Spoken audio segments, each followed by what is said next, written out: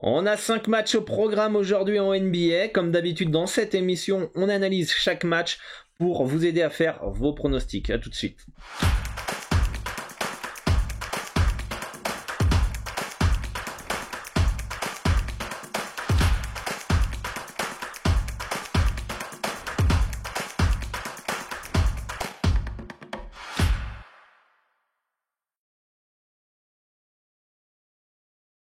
Salut à tous, ici Dorado. Pour ceux qui ne me connaissent pas, je suis parieur professionnel au Mexique et depuis plus de 10 ans, j'aide les parieurs dans la francophonie à augmenter leurs revenus grâce à leur passion, grâce aux paris sportifs. Et si c'est ton objectif, n'hésite pas à t'abonner à la chaîne YouTube et d'activer la cloche des notifications pour ne louper aucune des prochaines vidéos, comme ces analyses, comme les vidéos conseils stratégiques, mentales, techniques, mindset, et tout ça dans le but de t'aider à remplir tes objectifs dans les paris sportifs.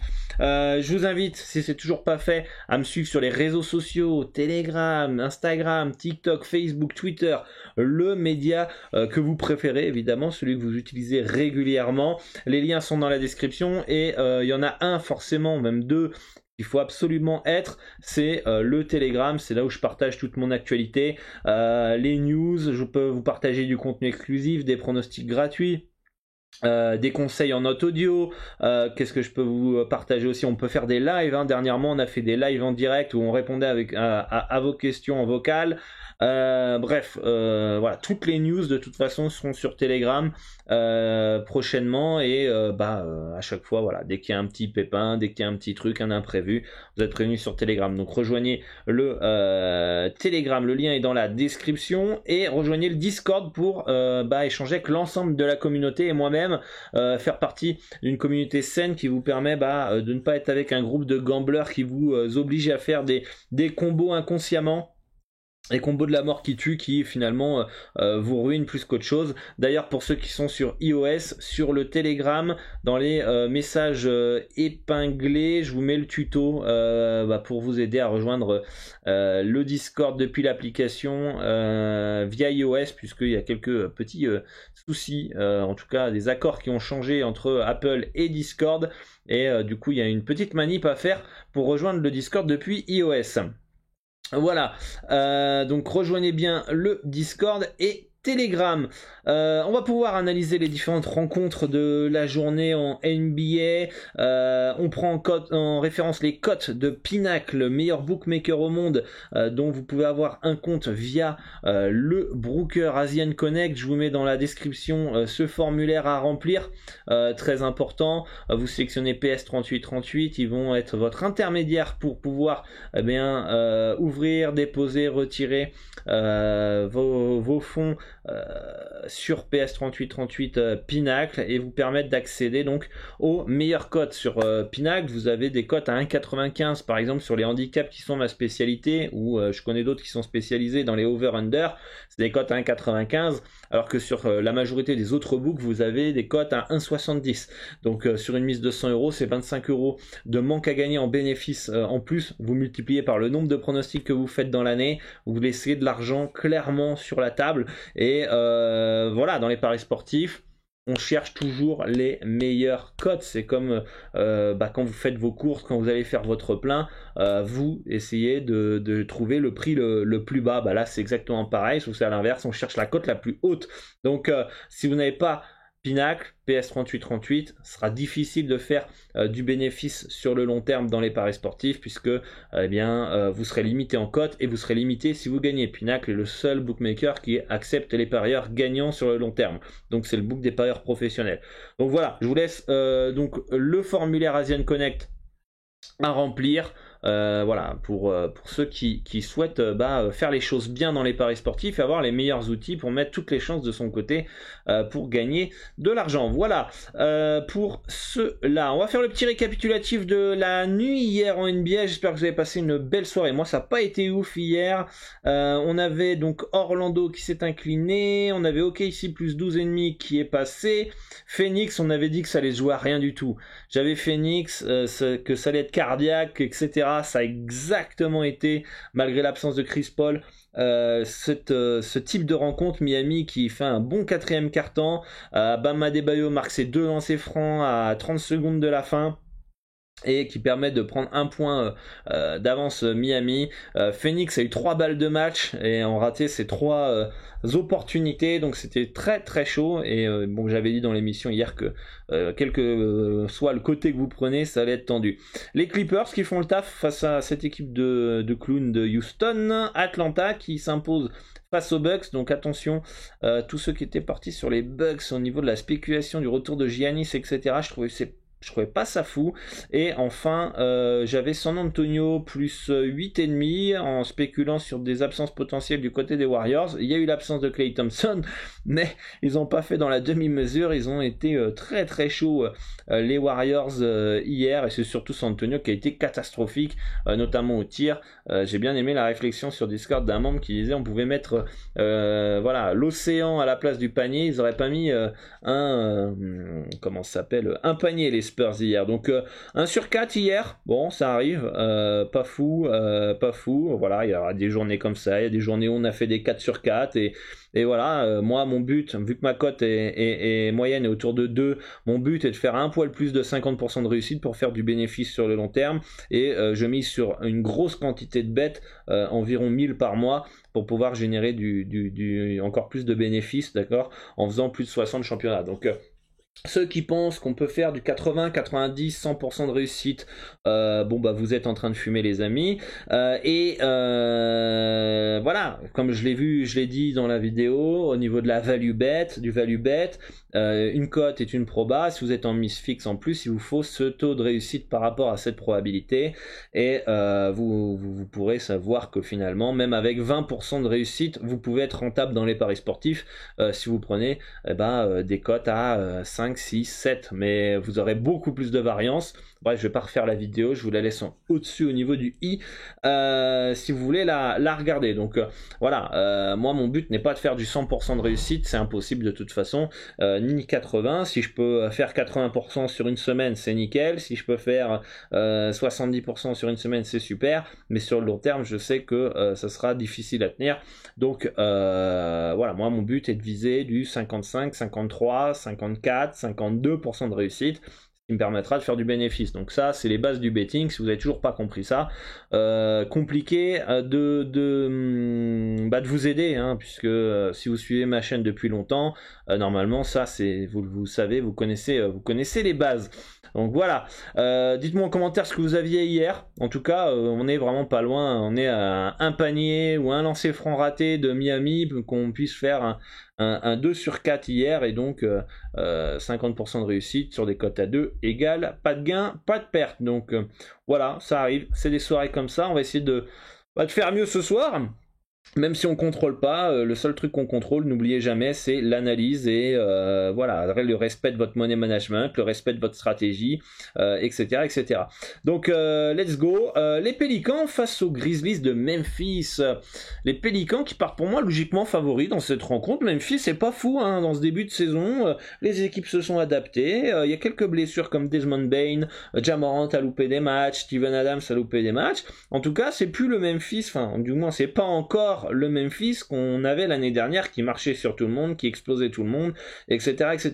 Les Pélicans ont aussi progressé, donc pour moi tout à fait logique que les Pels soient favoris chez eux. Le retour de Ja Morant, qui normalement devrait être là, hein, il n'est pas eu dans la liste des blessés, le voilà. Desmond Bane a priori est officiellement forfait. Bon, Jaren Jackson Jr. est de retour, pourquoi pas. Alors ça, j'ai pas eu cette info. Il est probable, donc ça va être une bonne nouvelle pour les Grizzlies. Après, faut l'intégrer, hein. Ça fait longtemps qu'il a pas joué une seule minute cette saison. À quel niveau il va être, etc., etc. Donc voilà, faut l'intégrer, et c'est ça qui va être qui va mettre plus de temps du côté de Memphis. Je pense que le duel Valanciunas Steven Adams va être intéressant. Qu'est-ce que on a, le duel déjà qui pour stopper Zion, c'est bien le retour de Jaren Jackson Jr. pour ça. Ingram, enfin pour moi il y a plus de talent du côté des Pélicans, plus régulier dans ce début de saison. Je partirais plus sur un Pélican moins 3,5 ce soir.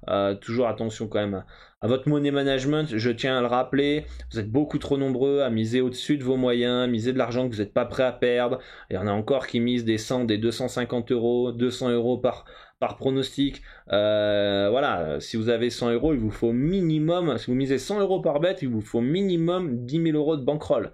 D'accord? Mais le must, c'est d'avoir 20 000 euros pour une mise de 200 euros. Et je pense que beaucoup d'entre vous qui misent 100 euros n'ont pas, même pas 2 000 euros de bankroll. Donc faites attention, gérez bien votre money management, misez de l'argent toujours que vous êtes prêt à perdre. Donc pour moi, un match qui peut partir des deux côtés, qui est pas simple. Je serais pas étonné de voir une victoire de Memphis.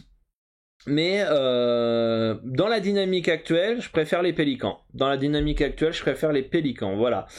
Dites-moi en commentaire d'ailleurs ce que vous en pensez. Et merci à tous ceux qui ont lâché des commentaires hier, notamment sur les blessés, comme j'ai dit hier. N'hésitez pas, dès que vous avez une info, parce que moi je fais mes vidéos à l'instant T où j'ai X infos, les infos peuvent tomber souvent après la vidéo, parce que voilà, aux États-Unis, les infos vont tomber après le shooting, donc vers 15h, vers 16h ici au Mexique, et là il est 11h54, donc j'enregistre la vidéo vers 11h, 11h30 du matin. Donc là, ils sont encore en train de s'entraîner, on n'a pas toutes les informations. Il y en a qui me disent, pourquoi tu publies pas tes vidéos vers 23h quand on a toutes les infos? Non, parce que les infos tombent à ce moment-là. Donc c'est-à-dire que la vidéo, je vais être tout le temps en train de ah, on a une info, ah, on a une info, ah, on a une info. Et du coup, on va être là, on aura terminé New Orleans-Memphis. Ah merde, attends, faut qu'on revienne parce qu'en fait, Ja Morant, il est pas là. Ouais, en fait, c'est un bordel dans l'émission. De plus, au niveau des vues, c'est pas intéressant pour moi. Et ça vous incite aussi à faire votre taf de votre côté, de rechercher les informations de votre côté via la formation gratuite que je peux vous proposer. Le lien est dans la description de la vidéo. Vous recevez un mail par jour pendant 15 jours. J'ai d'ailleurs changé cette formation, enfin je vais changer. Je vais plus la mettre par mail. Je vais bosser dessus pour la mettre sur un espace formation. Vous aurez juste à vous connecter avec votre mot de passe et vous aurez accès à vie à cette formation et vous pourrez revoir les modules, etc. etc. Comme ça, il n'y aura pas de problème de spam, de mail que vous ne pourrez pas recevoir. Donc voilà. Qu'est-ce que je voulais dire? Je sais plus. Mais en tout cas, important de votre côté d'avoir les bons outils. Dans ma formation, justement, je partage les outils, les sites que je peux utiliser pour mes analyses NBA. Deuxième match, c'est Dallas face aux Clippers de Los Angeles. Alors, j'ai oublié de mettre Paris sportif. Hop, ici. Je crois que les Clippers sont en troisième match en 4 jours back-to-back. Donc attention aux mises au repos de certains joueurs comme Paul George. Mais pour moi, les Clippers qui sont en troisième match en 4 jours back-to-back, c'est jamais bon signe pour les jouer, encore moins à l'extérieur. Je pense que Dallas est une meilleure équipe et plus fort, plus d'options, une meilleure cohésion, même si les résultats dernièrement n'ont pas été fous. Les Clippers, ça reste quand même une équipe qui est... Je sais pas comment expliquer. C'est une équipe qui est de base construite pour aller chercher le titre. D'accord? Donc avec Kawhi Leonard et Paul George. Kawhi Leonard qui est blessé depuis 2-3 ans, qui joue quasiment pas. Même Paul George a eu des problèmes d'épaule. Donc il y a eu les blessures qui les ont freinés. Mais en même temps, ça a recruté des joueurs, certes revanchards, comme Reggie Jackson, Nicolas Batum, John Wall, etc. Mais j'ai l'impression qu'en fait, il n'y a pas d'alchimie, il n'y a pas de rôle bien défini. C'est des joueurs qui étaient à un moment, pas des stars, parce que Batum n'a jamais été une star, mais un lieutenant. Il se retrouve en fait en troisième couteau, quatrième couteau, cinquième couteau, enfin un joueur de rotation, ou voilà, c'est plus le Nicolas Batum de Portland, ou le Nicolas Batum qui avait un rôle à Charlotte. Reggie Jackson, c'est plus du tout le même rôle que quand il était à Détroit, et John Wall, j'en parle même pas, quand il était superstar à Washington. Donc c'est des joueurs qui peut-être dans leur tête espèrent retrouver finalement ce rôle de superstar ou de très bon joueur, etc., avec plus de responsabilités. Et du coup, ça crée une petite alchimie que je trouve bizarre en tout cas. Pour moi, Dallas part logiquement favori. Moins 6,5 me semble très bien placé. Je vois pas de value dans cette rencontre. J'irai pas sur les Clippers pour le calendrier. Et les potentielles absences de Reggie Jackson qui a souvent été blessé. Même John Wall qui a été blessé longtemps. D'ailleurs, c'est pour ça qu'il a baissé en niveau. Paul George, est-ce qu'ils vont pas le mettre au repos aussi? Donc attention à Clippers, moi j'irai pas dessus. Et les Mavs, pour moi, si les Clippers sont au complet, la cote me semble bien placée.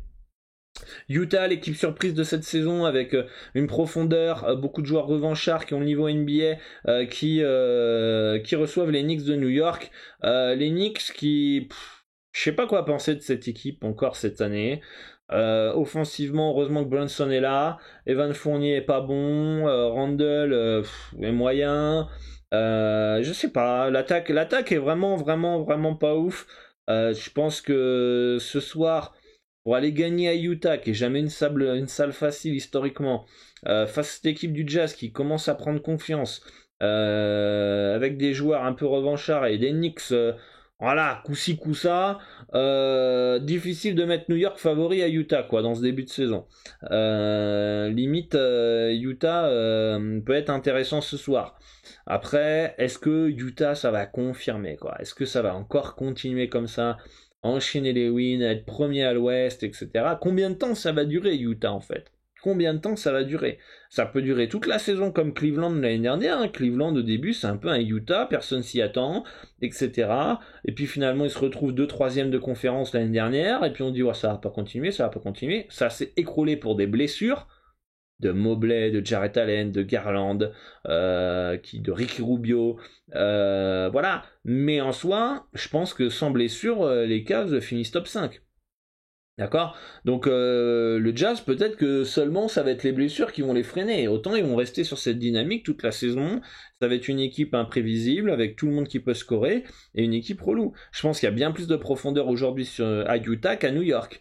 New York, on connaît les joueurs qui ont scoré. Utah, ça peut être un soir Mark Cannon, un soir Mike Conley, un soir Clarkson, etc., etc. Un soir Sexton. Donc voilà, pour moi, New York n'est pas intéressant ce soir. À 2,71 ça me plaît pas. Pourquoi pas le plus 5 si vous êtes plus du côté des Knicks dans un match potentiellement serré. Mais en tout cas, le Jazz fait fort impression. Donc le Jazz peut être intéressant par rapport au début de saison qu'ils font et par rapport au début de saison que font comment ça s'appelle les Knicks. On se base sur les projections de ce qu'on attendait de Utah par rapport à New York. Utah -5, c'est pas intéressant. Si ça avait été le premier match de la saison, les gars, je pense qu'on part tous sur les Knicks, hein, faut dire la vérité. Là, après 15 matchs, est-ce qu'on part sur New York? Je pense pas. Est-ce que ça nous étonne de voir Utah favori? Non. Est-ce qu'on partirait sur Utah? Là, on a le doute de est-ce que ça va continuer. Donc, si ça continue sur cette dynamique value Utah, c'est-à-dire que si les deux équipes continuent comme elles font voilà, depuis le début de la saison, sinon no bet. Tout dépend en fait de quel côté vous penchez. Voilà les amis pour ce match un peu compliqué quand même à cause de cette équipe de New York qui déçoit et Utah qui est surprenant.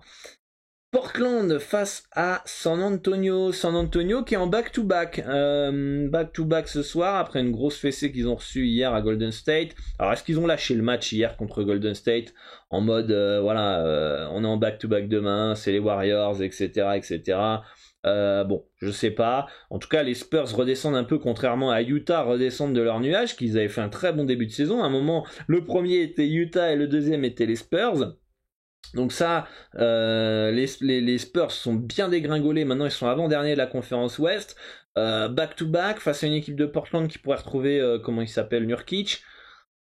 Franchement, si Popovic en plus il décide de mettre quelques joueurs au frigo, parce que peut-être que le but est de tanker du côté des Spurs pour récupérer le français, comment j'arrive jamais à prononcer son nom, Wenbayama là. Dans ces cas-là, il pourrait peut-être mettre au frigo un joueur. Portland me semble une bien meilleure équipe. Grant, Simmons.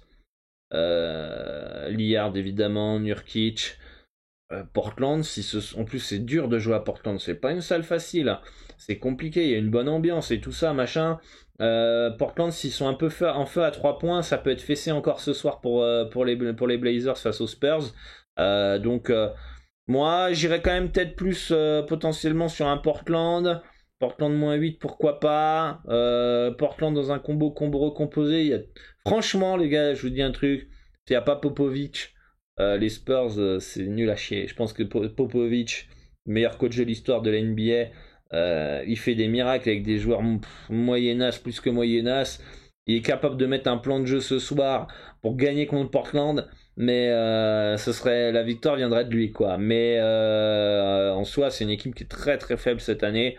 Et je pense que les Blazers peuvent gagner de plus de 10 points face à San Antonio sans souci s'ils sont dans un bon soir, évidemment.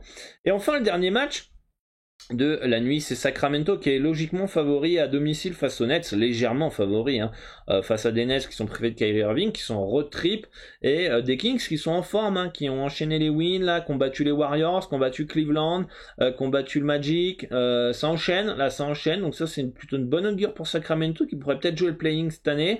Les Kings pour moi sont comment dire, je pense pas que sur le papier pur et net, ouais, pour faire un jeu de mots, c'est les Nets qui ont une meilleure équipe. On est d'accord.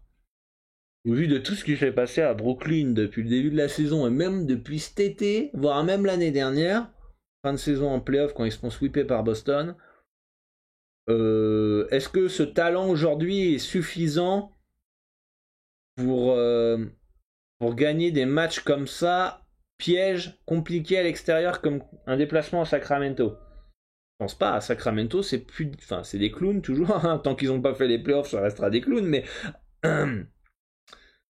est-ce que ça y est, avec Sabonis, McBrown, un peu de défense, c'était impressionnant la défense contre Cleveland dans le dernier quart-temps, hein. Waouh, impressionnant. J'ai pas pu regarder le match face à Golden State, mais bon, déjà pour battre les Warriors il faut défendre un minimum, donc ça y est, je pense que les Kings ont l'air d'avoir écouté le mot défense, parce que ça fait des années qu'ils défendent jamais, et avec le talent qu'ils ont, ça peut faire la diff. Donc pour moi, les Kings, j'ai mis quoi comme handicap, je sais même plus, on va aller voir ça vite fait. J'ai dû mettre les Kings un poil plus haut, peut-être un -3, un truc comme ça de mémoire, on va aller vérifier ça. Ouais, un -3 exactement, c'est un -2. Pour moi, il n'y a pas de value, ça me paraît bien placé. Mais en tout cas, parce qu'il y a toujours le talent de Kevin Durant qui peut gagner un match à lui seul, etc. Mais en tout cas, c'est pas un déplacement facile pour les Nets. Je serais peut-être limite même tenté, vu les dynamiques, l'alchimie, etc. Je serais peut-être plus tenté par un Kings. Donc voilà, pour cette map, dites-moi en commentaire ce qui vous intéresse. Moi je vous dis à bientôt sur le Discord, sur les différents réseaux sociaux, et n'hésitez pas à rejoindre le Telegram, les liens sont dans la description. On devrait faire un nouveau live sur Telegram pour répondre à vos questions prochainement, dans la semaine peut-être, ou la semaine prochaine, donc n'hésitez pas à nous rejoindre. Et moi je vous dis bonne chance à tous pour vos pronostics. À bientôt, n'hésitez pas à partager dans les commentaires les absences que vous pouvez recevoir après ma vidéo, comme ça va aider ceux qui arrivent en retardataire et qui regardent les commentaires. Et puis voilà, c'est donnant, le jour où vous arrivez, il y a quelqu'un qui a lâché le commentaire avec une absence, comme ça vous partagez les infos entre vous, et vous serez content d'avoir partagé un jour une absence, et que quand vous arrivez en retard, il y a quelqu'un qui l'a fait aussi. Donc voilà, entraidez-vous par rapport à ça pour apporter aussi un peu plus de qualité à cette vidéo, et tout ça. Donc voilà, laissez-moi vos commentaires. Moi je vous dis à bientôt, bonne chance et à très bientôt. Ciao ciao.